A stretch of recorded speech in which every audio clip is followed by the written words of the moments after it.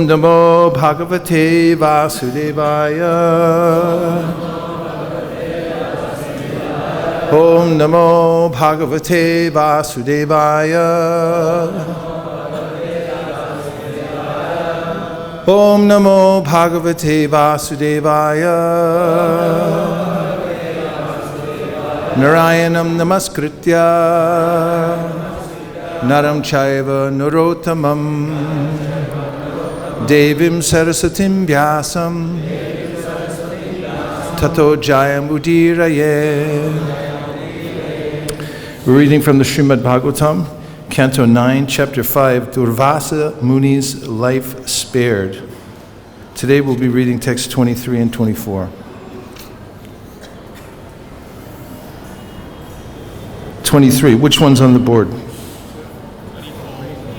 24? Great. I'll just read this, 23.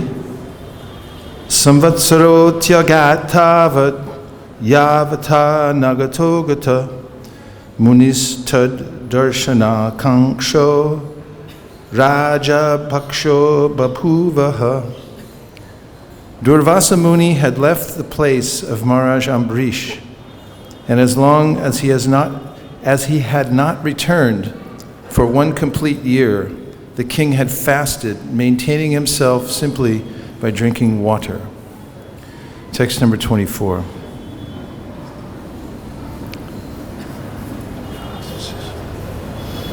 Gate taturvasasi sambarisho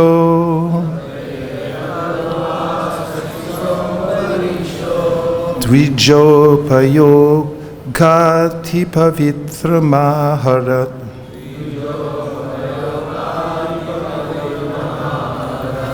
Rishir vimoksham yasanam cha viksha Mene swaviryam cha paranubhavam.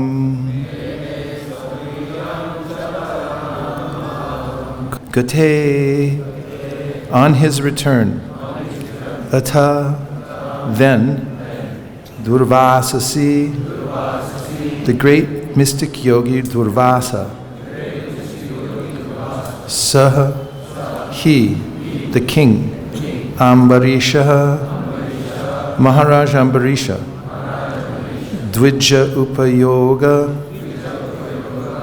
most suitable for a pure Brahmana, Ati Pavitram, very pure food, Aharat, gave him to eat, and he also ate. English, please.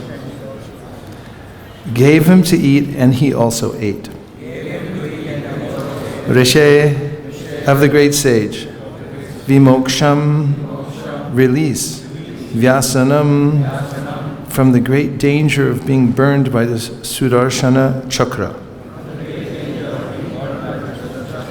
Cha, and Viksha, seeing, Mene, considered, Swaviryam, about his own power. Cha, also, Para Anubhavam, because of his pure devotion to the Supreme Lord. Translation.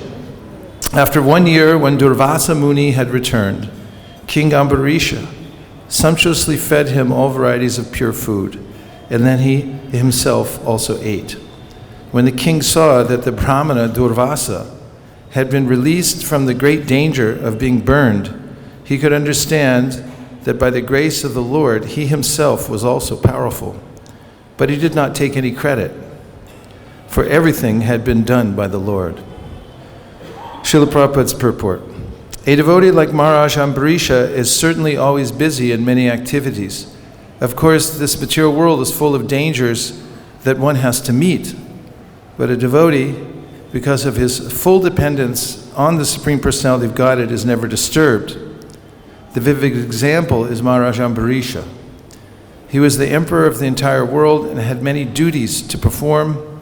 And in the course of these duties, there were many disturbances created by persons like Durvasa Muni, But the king tolerated everything, patiently depending fully on the mercy of the Lord. The Lord, however, is situated in everyone's heart. Sarvasya chaham hridisannivishtaha, and he manages things as he desires. Thus, although Maharaj Ambarisha was faced with many disturbances, the Lord, being merciful to him, managed things so nicely that in the end, Durvasa Muni and Maharaj Ambarisha became great friends and parted cordially on the basis of bhakti-yoga. After all, Durvasa Muni was convinced of the power of bhakti-yoga, although he himself was a great mystic yogi. Therefore, as stated by Lord Krishna in Bhagavad-Gita 6:47, Yoginam api sarvesham madgatanantaratmana shatavan bhajate yomam same yuktatamo mataha. Of all yogis, he who always abides in me with great faith, worshipping me in transcendental loving service, is most intimately united with me in yoga and is the highest of all. Thus, it is a fact that a devotee is the topmost yogi, as proved in the dealings of Maharaj Ambarisha with Durvasa Muni.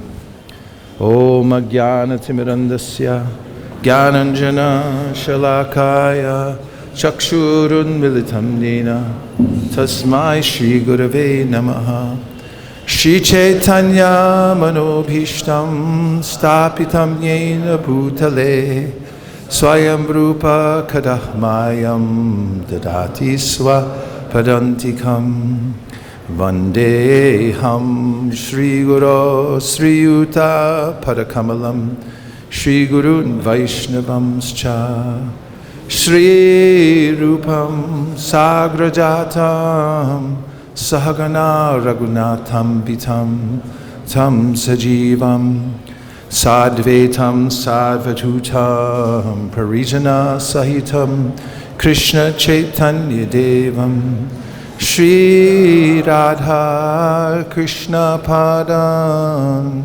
Sahagana Lalita Shri Vishakan Vitamscha. Hey Krishna Karuna Sindho Dinabandho Jagatpate Gopesha Gopika Kanta Radha Kanta Namostute Tapta Kanchana Gaurangi Radhe Vrindavaneshwari Rishabhanu Sute Devi Pranamami Hari Priye Vancha Kalpatarubhyascha Kripa Sindhubhya Evacha Patitanam Bhavanebhyo Vaishnavebhyo Namo Namaha. Jaya Shri Krishna Chaitanya Prabhu Nityananda Shri Advaita Gadadhara Shivasadi Gaura Bhakta Vrinda. Hare Krishna, Krishna Krishna, Hare Hare, Hare Rama, Rama Rama, Hare Hare. Gate Durvasa Sisombarisho Vijopayo Gati Pavitram Aharat Rasher Vimoksham Vyasanam Chaviksha Mene Swamiryam Cha Paranubhavam. After 1 year, when Durvasa Muni had returned, King Ambarish sumptuously fed him all varieties of pure food, and then he himself also ate. When the king saw that the Brahmana Durvasa had been released from the great danger of being burned, he could understand that by the grace of the Lord, he himself was also powerful. But he did not take any credit, for everything had been done by the Lord.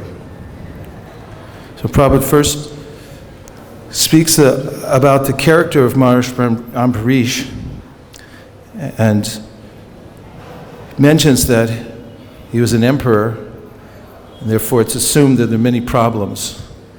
Most problems come from people not cooperating or giving different opinions in various ways. And Maharaj Ambarish was able to maintain equilibrium even while managing entire kingdom, and not the least of which was meeting Durvasa Muni And in taking the insults that he gave in stride without becoming upset, he just remained patient. So this is a Shakti, or an empowered position. In the Bhagavad-Gita, Krishna says, Shaknoti haivaya shodhum praksharira vimokshanat kama krodod bhavam begam sayukta sa sukhinara. That if before leaving the body, one is able to overcome the urges of anger and desire, then such a person is a sukhinara, or a happy human. And this is the trademark of a devotee. And Krishna mentions in the 12th chapter of the Bhagavad Gita various qualities in devotees that he most admires.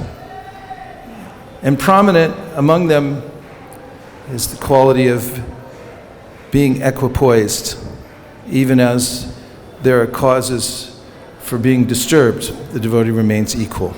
So that's apparent in the story of Ambarish and Durvasa Muni. As Prabhu Hansarupa mentioned yesterday in his class, Durvasa Muni is noted for challenging people wherever he goes. He's a sort of outrageous character that we find. He's a partial manifestation of Lord Shiva, who was born, so to speak, from Atri Rishi and Anasuya. Actually, it's kind of a long story how he was born. But in throughout the various yugas, Satya, Treta, Dwapara, and Kali, there is mention of Durvasa Muni, who tends to challenge people's patience quite a bit. And one of the things I noted in looking into Durvasa Muni is that he eats a lot and demands to eat. And in this case, the quibble was about Maharaj Ambarish eating, so-called eating, before he did, although all he did was take a little water. So then Prabhupada mentions that the reason that the king was successful, that is Maharaj Ambarish, was he depended on the mercy of the Lord, who's situated within everyone's heart and who manages things as he desires, Prabhupada's words. And this is the conviction of the devotee, that whatever is happening to him or her in life is a result of the Lord's mercy. Tate anukampam susimikshimano bunjane vatmakritam vibhakam. Srimad Bhagavatam Shukadev Goswami mentions that, or Brahma rather, mentions that the devotee's the quintessential attitude of the devotee is that he accepts whatever happens to him or her as a gesture from the Lord for purification. And he understands that the Lord's my well-wisher, and therefore he's arranging everything so that I can become purified. And one who maintains such an attitude, Brahma says, is eligible to go back home, back to Godhead. So really this dependence on the Lord's mercy, in fact, so much so that Prabhupada, in reference to the verse Tate anukampam susimikshimano, in another section of the Bhagavatam, mentions that if one is able to accept punishment as the reward of the master, then such a person will be able to take the lesson from that punishment and become advanced. And this is only possible if one is depending on the mercy of the Supreme Personality of Godhead, as was Durvasa Muni. Then, Srila Prabhupada mentions that Durvasa Muni became aware of the superiority of bhakti, because he saw that although Ambarish was a bhakti yogi, apparently an insignificant person in the eyes of Durvasa Muni at the time of the altercation. Durvasa thinking that this person is a grihastha, he's a worldly person, he's engaged in managing a kingdom and so forth. How dare he take a superior position to me by drinking water before I was able to take my food. And then at the end, he saw how powerful was Ambarish Maharaj because of his full dependence on the Supreme Personality of Godhead. And this internal fortitude of any person to be able to simply depend on Krishna is the ultimate source of strength, and it is also the essential point of devotional service. Whatever one is externally is irrelevant. However, if one in one's heart of hearts is determined to take shelter of the Lord and simply depend on His mercy, then such a person is a great devotee. And as Prabhupada writes in the 7th canto, whatever one's intention is will be revealed in due course of time. So it's so important what one's intention is, because Krishna witnesses that. Others may not see it at first, but if one keeps within one's heart the intention to surrender to Krishna, and Prabhupada mentions this in the Bhagavad-Gita in the 3rd chapter, 31st verse, Ye me matamidam nityam anutishtanti manava. In the purport, Prabhupada says that although some people write great commentaries, or what they think are great commentaries on the Bhagavad-Gita, because they have no faith in Krishna, their commentaries are useless and they'll never attain Krishna. However, a simple person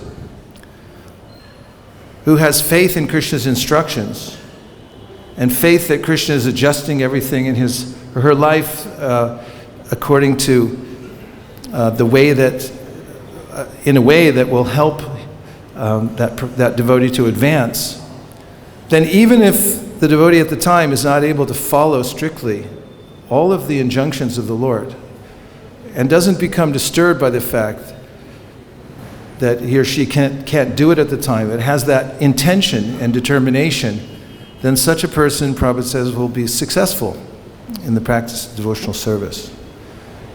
So the devotees take this path, which is seemingly simple, but it's the fulcrum of power, and that is that they decide, do the devotees, that they will surrender to Krishna in all circumstances to the best of their ability and take shelter of Him through the process of devotional service, through the various changes in their lives without becoming disturbed or panicking, but just going through and depending on the mercy of the Supreme Personality of Godhead.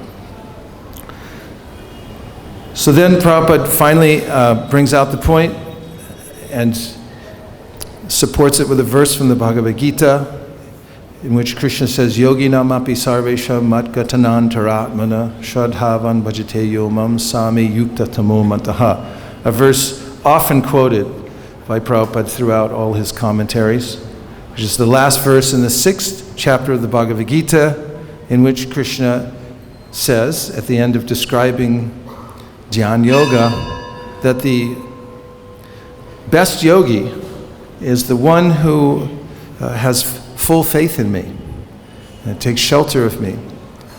And this is the highest method of devotional service, is taking complete shelter of the Supreme Personality of Godhead and following the footsteps, therefore, of his devotees and the great acharyas. This is the definite path to success. And even if one is an insignificant person, this is a theme that comes out throughout the Bhagavatam and Bhagavad-Gita, Mam hi partya vipashrita yepi su papayonaya striyo vaishyas tata shudras tepi yanti param gatim. Throughout whatever lowly position one may appear to be in human society and social context, if such a person has the intention to surrender to Krishna, then they'll be successful, Krishna says. And throughout the Bhagavatam, for instance, in Prahlad Maharaj's prayers, Dvishad, Viprad Dvishad Gunanitara Vindanava, Padara Vinda Vimukhat Swapachan Varishtam, Manye Chadarpitamano Vachane Hitarta, Pranam Punati Sakulam Natutbudi Manaha. Prahlad Maharaj, when he's offering prayers to Lord Nrsingadev, he was induced to offer prayers because all the demigods had offered their prayers and they didn't satisfy the Lord. He was still very angry. So they pushed Prahlad forward and said, "You try." He came for you. And Prahlad then ruminates. He says, all these demigods, they're in the mode of goodness. I'm born in a demoniac family. They know Sanskrit. I don't know anything. I'm a kid. They're very mature. What can I do? And then he remembered Gajendra. And he said, Bhaktya tutosha bhagavan gajayutapaya. He remembered the king of the elephants. He said, Gajendra, he was an animal, but he offered sincere prayers to the Supreme Personality of Godhead, and therefore he satisfied the Lord. Then he goes on to say that if a person is just sincere and he's from a low family, and the verse I just quoted before the last one was Vipradvishad Gunanitara Ravindanaba. There's a way in which a greatly learned Brahmin, scholarly, has all the qualities of a Brahmin, but is not a devotee of the Supreme Personality of Godhead, isn't sincerely attached to surrendering to the Lord. He's not better off than a dog eater. He comes from a very low position, but is fully surrendered to the Supreme Personality of Godhead. That surrendered person will be able to purify not only himself, but also his family members and so forth. And this is amply supported elsewhere in the Bhagavatam. For instance, Devahuti, Aho bata shwa pachato gariyanya jiva gre vartate namatubhyam tepus tapaste juhuvusasna arya brahmana charnama grananti ete. How wonderful it is that a person, even from a low background, if that person utters the holy name, even one time, the tip of its tongue, it's known that such a person is qualified to perform Vedic sacrifices. In other words, he becomes transformed by the touch of the Lord. Anyway, there's more evidence we could go into for that particular point. But to summarize, there's, in this verse, in the context of the story, Durvasa Muni is noticing the superiority of the practice of Maharaj Ambarish, because he was basically really publicly defeated by just a simple person who just was taking shelter of the Lord. And Maharaj Ambarish is also noticing that, oh, this just happened. I overcame this great obstacle. And at the same time, he doesn't feel that he's not conceited by that. He feels that it's the Lord's mercy. He's arranging everything. So it's the ideal position of the devotee. And the fact that, just a little support about the fact that everything that's necessary comes to the pure devotee, the person who's following pure devotees and following the direct process of devotional service. 11th canto of the Srimad Bhagavatam, Havi Yogendra says that the direct process of bhakti is so powerful that even if one runs with eyes closed in the process, means you may not be a great Vedic scholar, but if you sincerely follow in the footsteps of the previous acharyas and you perform the direct process of devotional service, then you won't trip and fall. In other words, he says you can run with eyes closed, but you won't trip and fall on the path of devotional service, because the direct process of devotional service, surrendering to the Lord through the ninefold process of Shravanam, Kirtanam, Vishnu, Smaranam, etc., is so powerful, one will definitely attain success. And meanwhile, the Bhagavatam points out here and there that there are concomitant benefits to performing direct devotional service. For instance, Vasudeve Bhagavati bhakti-yoga prayojita janayashavairagyam jnanam chayara haitukam. When one performs devotional service to the Supreme Personality of Godhead, then naturally one gets knowledge and detachment from the world. These come as concomitants. And there's plenty more to support that position also. So I'll just make a couple more points and we'll take reflections or questions to expand the topic and the conversation. But the implication here is, and as given, as expanded throughout the teachings of Lord Chaitanya Mahaprabhu, one should take shelter of the simple process of bhakti. And the essence of that is to follow in the footsteps of the great devotees, and in our line, particularly the residents of Vrajadam. For instance, as mentioned in the Upadeshamrita, Tanama Rupa Charitari Sukirtananu Smrityo Karmena Rasana Manasini Yoja Tishtam Vraje Tananuragi Jananugami Kalam Nayera Kilam Ityupadesha Saram. Rupa Goswami says, the essence of all advice is that one should use one's full time to hear, chant, and remember the Lord. And one should endeavor to follow in the footsteps of the eternal associates of the Lord in Vrindavan. Tishtan Vraje Tananuragi, Jananugami. In that way, one will, by that following process, one will come to reside in Sri Vrindavan Dham.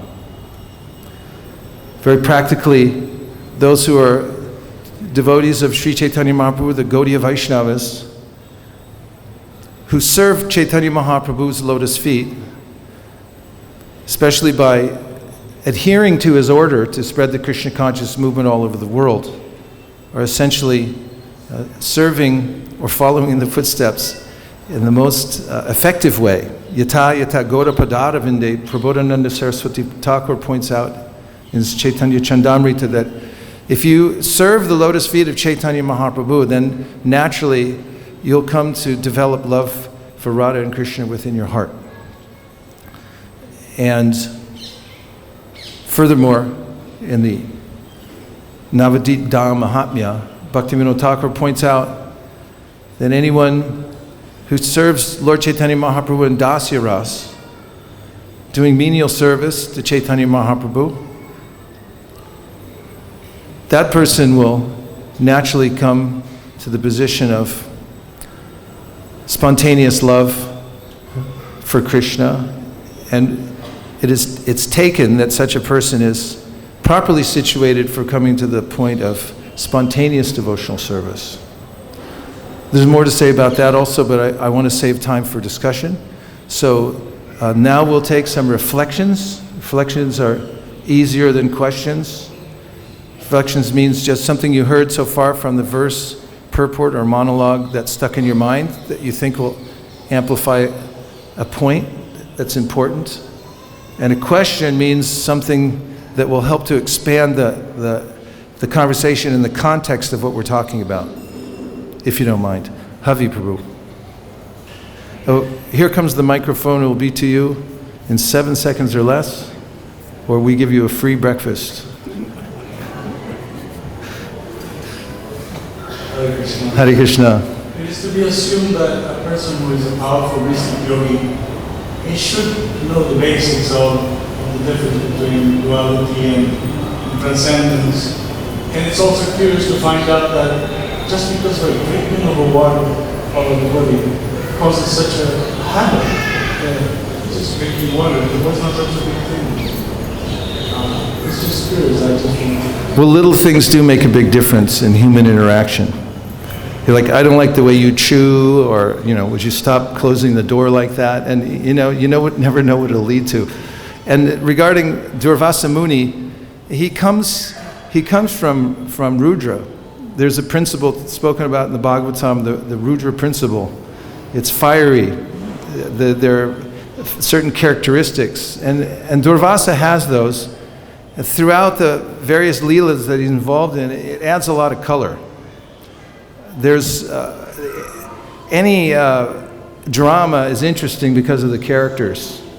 And Durvasa brings out this kind of outrageousness that everyone's looking for in a character. He said, what? Why did he do that?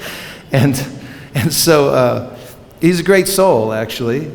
Very great soul, but it's the way that these leelas unfold and that make them interesting. In fact, living entities all have various qualities, and they're all unique in their own way. It's an obvious point, but as far as him being a great mystic, and he should have known better, like why wasn't he able to control his senses? One of the points Prabhupada's making here is that ultimately, unless you really have this surrendered heart to the Supreme Personality of Godhead, there can be a tinge of Ishvara Bhav.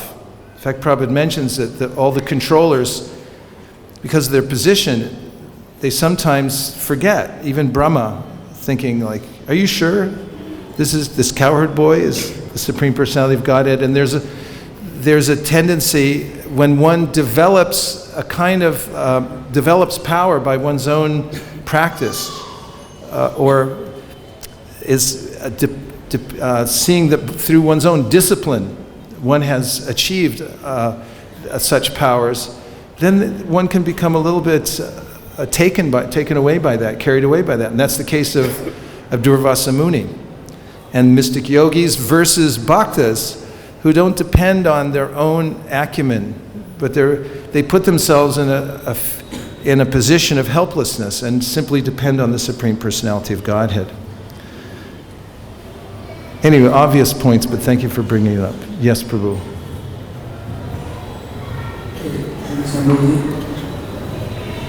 You surrender to Krishna, and you say that determine to surrender to Krishna. If devotee has determined to surrender to Krishna, he will achieve Krishna. So sometimes, many times, what happens that flames of determination glow very dim. So philosophical reason what? Flames of determination to surrender to Krishna become very dim many times. And how the flames of determination to surrender to Krishna become very dim. You're very poetical, you know that? So how to maintain that determination and increase exponentially to surrender to Krishna? The main way is by association. Everything happens by association. For the category of living entity that we are, we're fully dependent on our association. Krishna says in the Bhagavad-Gita, if you want to know how you got to where you are right now, look no further than your previous associations. Purusha prakritisto hi bhunkte prakriti jan gunan karanam gunasangosya sarasad yoni janmasu. Whatever mess you're in now, little jiva, you did it because you were hanging out with certain kinds of people. And if you want to know how to become advanced or to become steady, then the answer again is association. If you associate with those who are strong in devotional service, then you'll become strong. And if you associate with people who have an ulterior motive, that may rub off on you. It's a way in which in the early days before matches and Zippo lighters, there was, people would keep a stove burning in their house. It was hard to light a fire, so during the wintertime they keep the stove going. But in some unfortunate circumstance, if your fire went out completely and you couldn't rekindle it, rather than going and starting or staying in and trying to start your fire again, you could go to a neighbor, and there was a little tin box you could bring over, and you'd ask for a coal. You'd put a glowing coal in the box, bring it back, and then restart your fire. So association with devotees is like that also. We find, sometimes when I'm traveling, I go long distance, and then just the environment of the airplane, the airports and everything like that, can be very oppressive and draining. And I'm thinking like, where am I? Who am I? And then I'll get to a temple somewhere and walk in the door, and you smell that incense, and somebody's making a chants in the back room, and you see all the telltale signs of an ISKCON temple, and then all of a sudden in your heart you feel like, oh, okay, I'm back home again. We need the environment. It's important. You got to have that environment, and you have to have association with devotees. Otherwise, it's impossible to advance in devotional service. That's the sum and substance of the practice of devotional service. And when asked about this, what is a devotee? Chaitanya Mahaprabhu said, Asa Sangha Tyage Vaishnavachar. A devotee is one who avoids bad association. Vijayatma and then Panchagoda. Vij has his hand up for a half hour. Mother Yashoda has brought around for Krishna and awakeness. She was blessed by Rasa Muni. Whatever she took based on nature.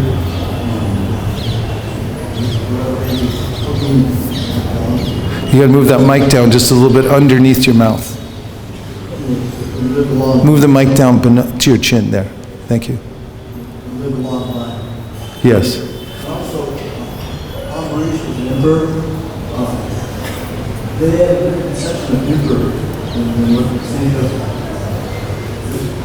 the good emperors like Yudhishthira or Prisha, or even Mold emperors, or Queen Victoria, they were the emperor, but they were separate kingdoms. They paid allegiance to. Can you hear?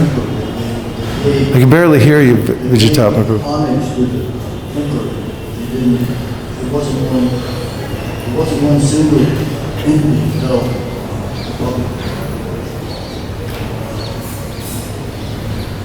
I didn't catch the second point. I'm sorry. I could barely hear what you're saying. When they had emperors like Mars, Prisha, or Mars, Yudhishthira, or Ram, they had separate kingdoms, separate political, religious affiliations. They would pay homage to the emperor. But Yudhishthira had challenges for the blood-stream sacrifice and other.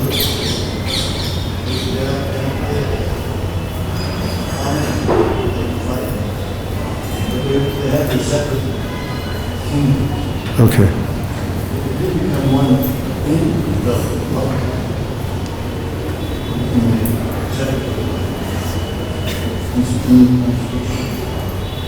Thank you. Everyone's praying for protection, so it seems as though Krishna's devotees get hammered a lot, and Ambarish Maharaj had to suffer so much, Bhagavad suffered, and we know our own devotees sometimes suffer. So what's the difference? If you pray to the king to protect you, he protects you. We're praying to Krishna for protection, but sometimes we find that devotees are even more harassed. Is it all Leela? Well, I don't know if that's anecdotal or if you've actually done a double-blind study to determine whether that's true. I mean, everyone ultimately gets hammered. Prabhupada mentions that when a materialistic person appears to be sailing along with a happy life, that's in the context of Lord Nrsimhadev fighting with Hiranyakashipu, and when he let him go, all the demigods say, oh no, maybe he won't win. And at that time, Prabhupada mentions sometimes the materialistic person looks like he's been given a pass. But it's, in the case of Hiranyakashipu, Lord Nrsimhadev was just playing with him like a cat plays with a mouse and grabbing him. So ultimately, everyone comes to the same end. As the great pundit, Mukunda Datto Prabhu said recently, he said, well, everyone ends up in a hospital bed next to a beeping pole. In any case, as far as devotees, the Bhagavatam mentions in various ways how Krishna treats his devotees. First, I'll just tell a quick story. It happened in my house in California. I was out in the backyard gardening, and I saw a little bird fly into the house. And birds don't belong in houses. It's wild birds anyway. And then I went in to free them, and I was in the kitchen, and I opened one of the windows. It was an old house, and had wooden double-pane windows, and I opened it, make a rattling sound, so the bird flew into the next room. So I went in there to free him again. And he looked at me with fear, and he flew into the next room. He was going throughout the whole house. And in every room I was trying to save him by opening the windows. And we went through the whole house. He finally got back into the kitchen where he had entered. And then he noticed that the window was open.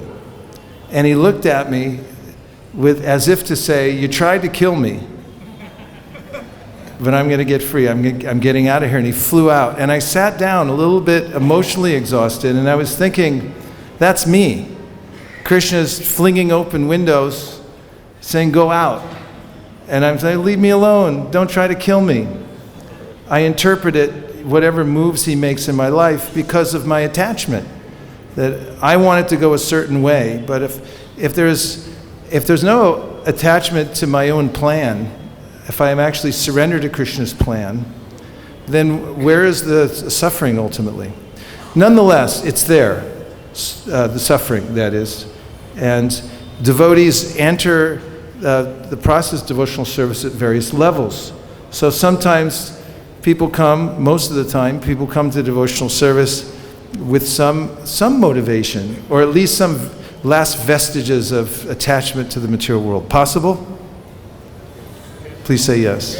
Thank you.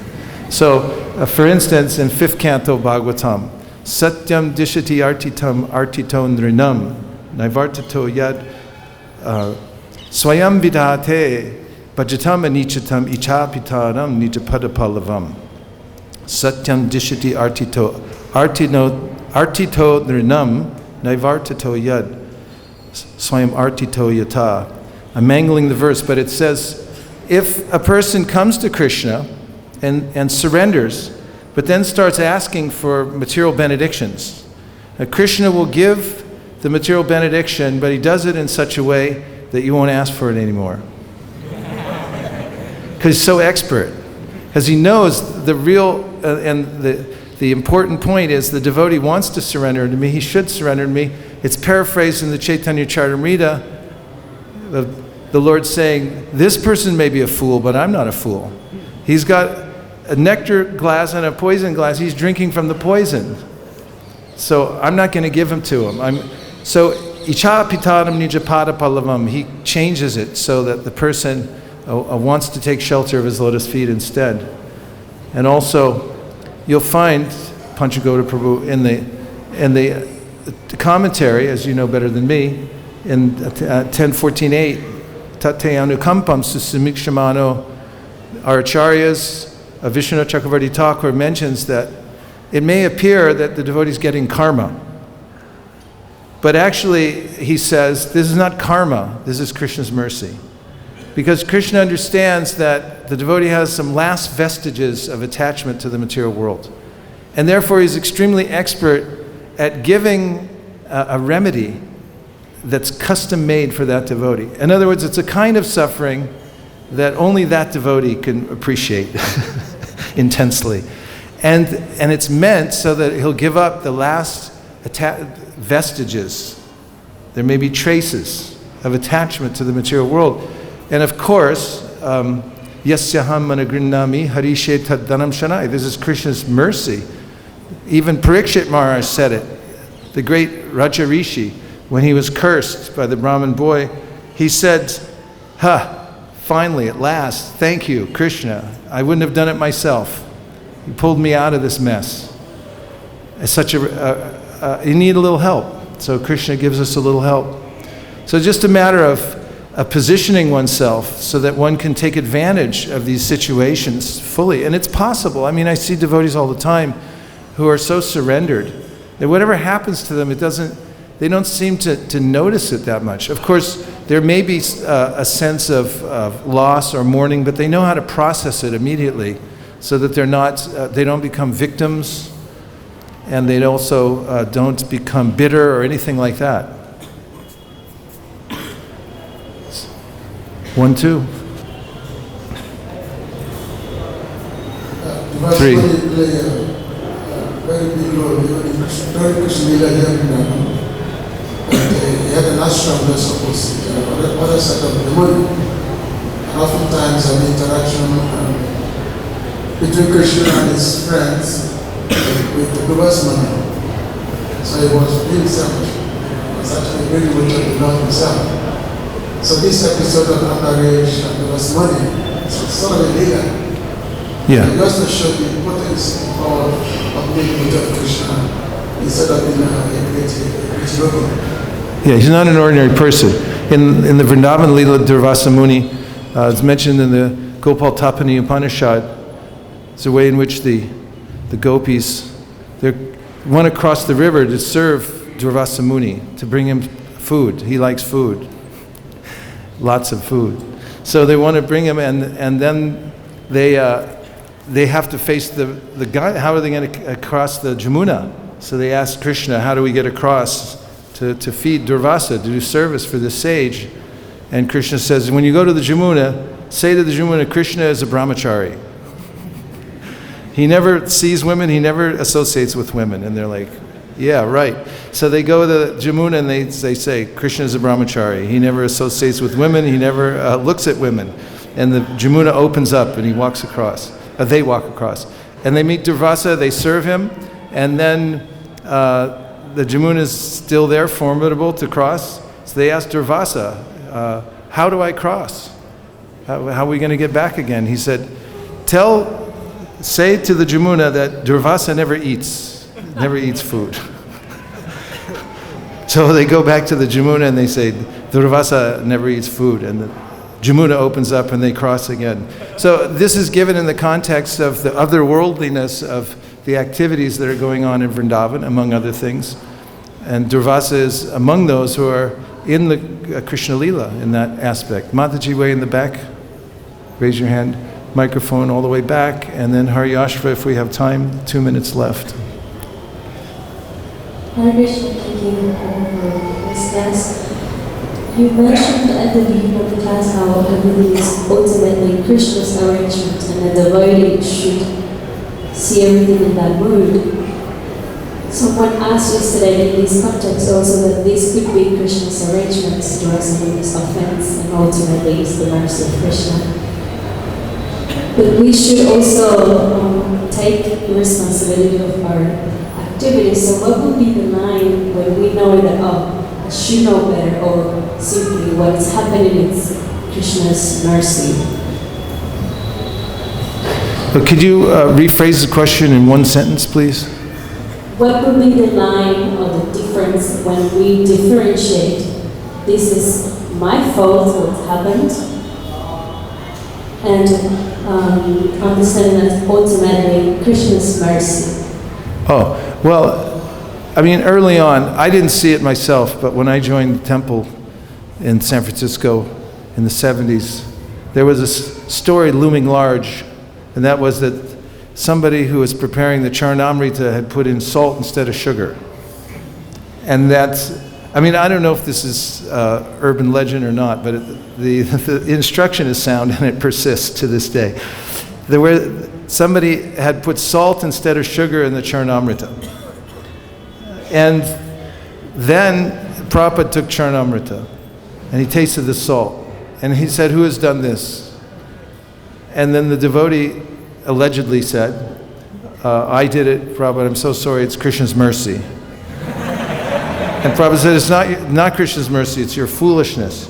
So a devotee doesn't do whimsical activities or uninformed or undirected activities, or make a mistake in doing those and then blame Krishna, say it's his mercy.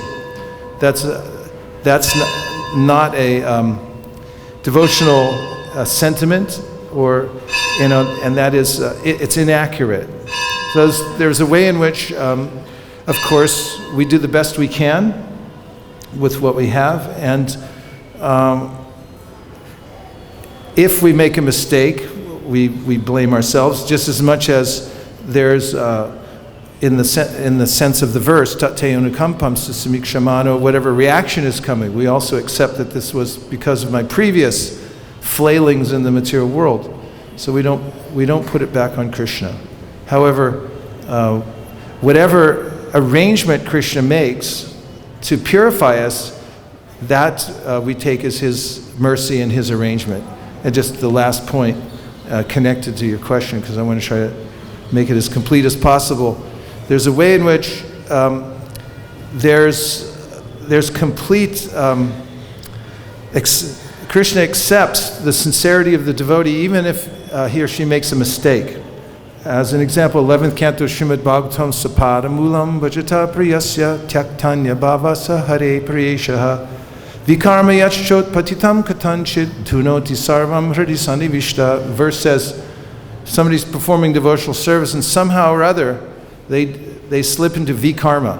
They do something completely off the devotional radar and it's wrong. Then the reformation is to continue doing devotional service because Krishna has already entered the heart of the devotee, knows the intention of the devotee, and will rectify the mistake from the heart of the devotee. So if one makes a mistake, one should, as they say, own it, and then go on with one's practice of devotional service, and Krishna will help rectify the situation. Thank you very much. Srila Prabhupada ki jai, Srimad Bhagavatam ki jai, Gaur Premanande, Nitai Gaura Haribo, Haribo, Haribo, Nitai Gaura Haribo, Nitai Gaura Haribo, Haribo, Nitai Gaura Haribo, Vanchakalptaruscha, Kripasindavevacha, Patitanam Pavanibhyo, Vaishnavebhyo, Namo Namaha, Nantakoti Vaishnavini ki jai.